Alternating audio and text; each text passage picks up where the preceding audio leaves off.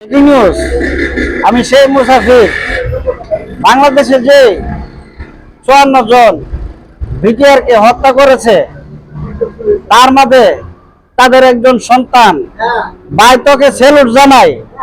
সেনাপ্রধান ওয়াকুজ্জামান বুঝতে পারবে আমি মুসাফির ভাই তোর পাশে আছি।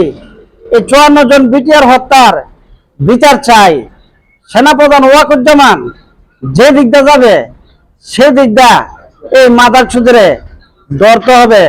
বাংলাদেশ যেন পালাইবার সুযোগ না পায় সেই সেনাপ্রধান ওয়াকুজ্জামান বাংলাদেশের বিটিআর হত্যার পুরা পরিকল্পনা করেছে সেনাপ্রধান ওয়াকুজ্জামান।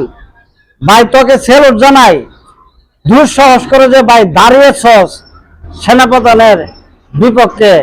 তোর পাশে মুসাফির আছি ভাই, মনে রাখবে সেনাপ্রধান ওয়াকুজ্জামান পালাইবার জায়গা